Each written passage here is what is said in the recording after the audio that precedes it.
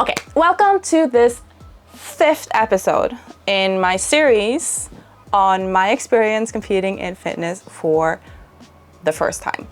I will link the playlist to the whole series up here. So if you haven't watched any of it already, I encourage you to go up and watch the series, and then all of it will just make sense. So in the last episode, I talked about my stage experience and how I handled getting my placement after those competitions.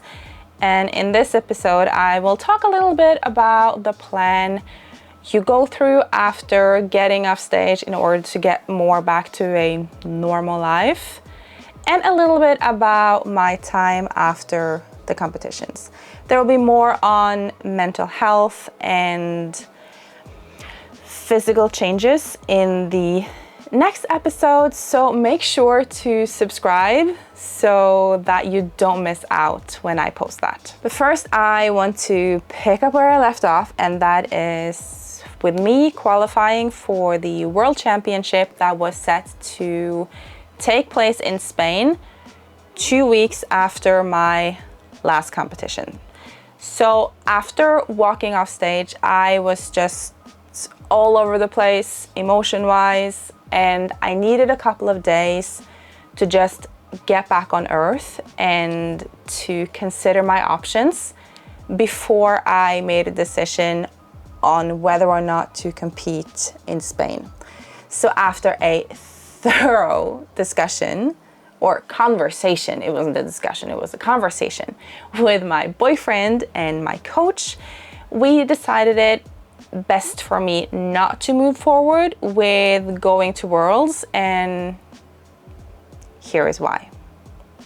The first point was that, to be honest, I didn't see the point. I did not feel like my placements in the 2 competitions that I had participated in was good enough for me to go into a 3rd. And with everything else that played into the decision, it just didn't make sense for me to go just for the sake of going. Yes, I could have gone for the experience, but at this point, if I were, and still at this point, if I am to compete in another competition, it would be for either the sake of winning or at least to improve. At that time, the truth is that I couldn't do better without giving myself the space and time to work towards a progress in order to place better. Yes, I know that there is a lot of personal opinions that goes into the judges' decisions. But I still felt like my placement in the 2 previous competitions was pointing in which direction a 3rd probably would go. I had already proven to myself that I could be able to get into a shape so that I can go on stage. So doing that all over again didn't really hold any particular value for me. Yes. And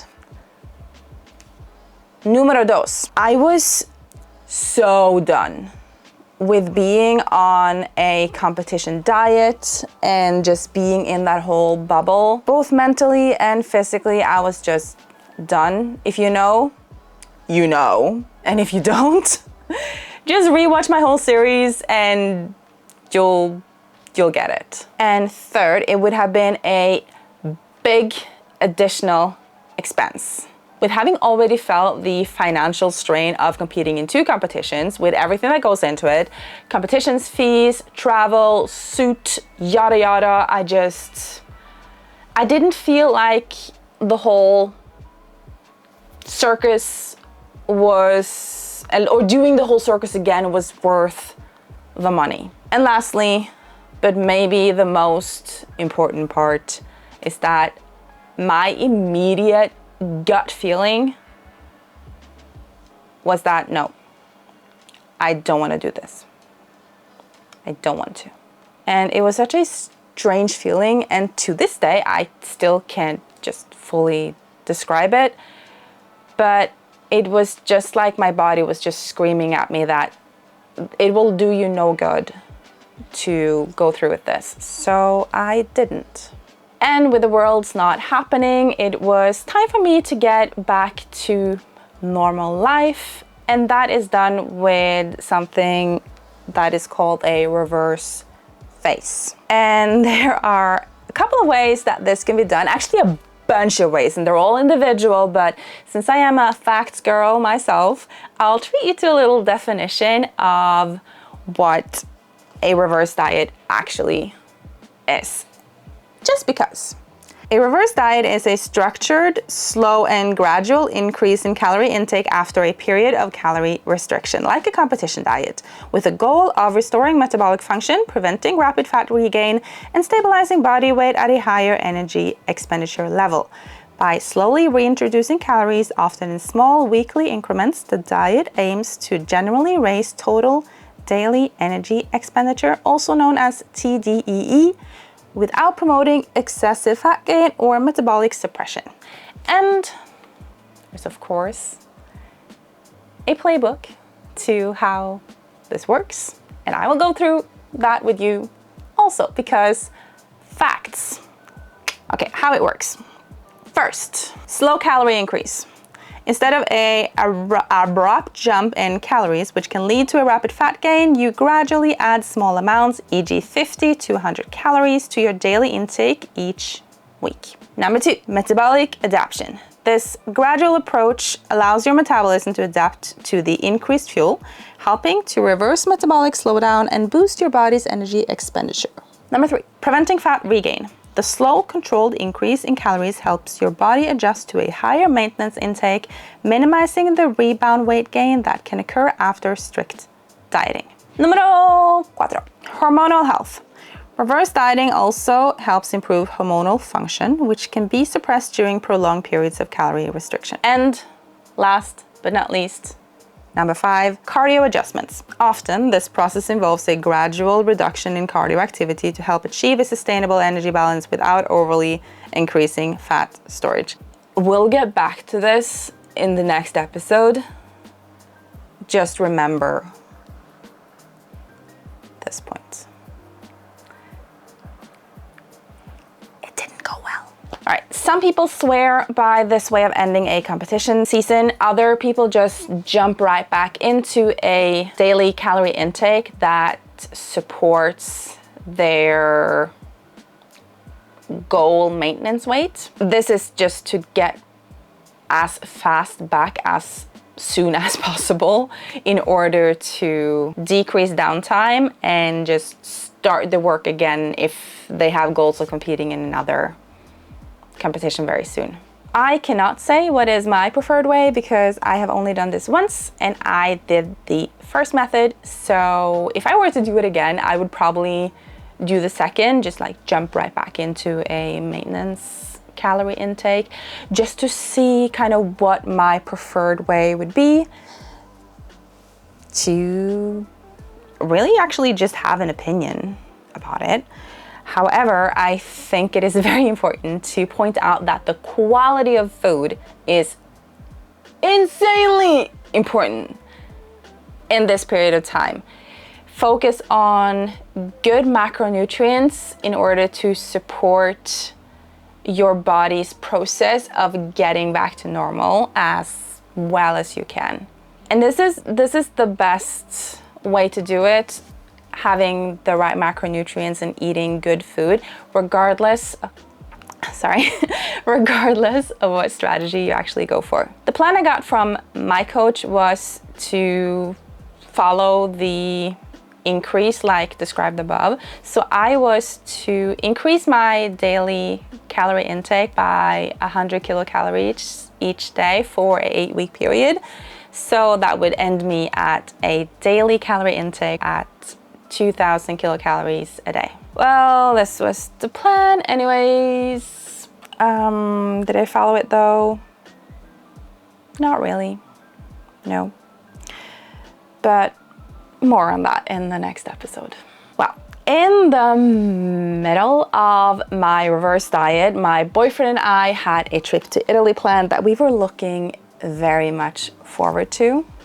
I had already started to feel the mental and physical effects of reversing. Because of that, we took some precautions when we went out traveling, just to ensure that I felt as good as possible. And here is what we did to kind of make our vacation as good for my situation and just like in general, because we follow these tips every time we go travel.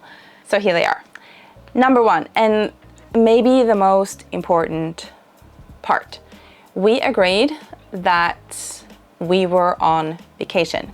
And when you are on vacation, you follow more lax home rules. This does not mean that all of the good routines and habits go out the window when you step on a plane. No, this means that you take your good daily routine and you just relax a little bit about it. And you adapt a reasonable relationship with enjoying yourself while you're on holiday for a limited, focus on limited time. Sure, eat ice cream, but do you need 3 scoops or can 2 scoops satisfy you?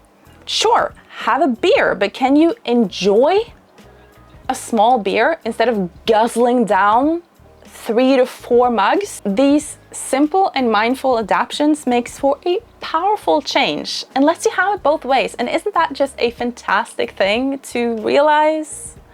So let me give you a couple more examples. We still got out of bed at a reasonable time. We walked everywhere, which was a lot, and we kept busy. So say you normally follow the 80-20 rule. On vacation, it's more like a 60-40 since it's just for a limited time. Now over to second point, kind of important, not really necessary. We always do this when we are on vacation, save for our almost month-long trip to Japan. But that is to apply for a gym membership. When we were in Japan, we walked 25,000 steps a day and we were seeing everything, so we didn't really prioritize time.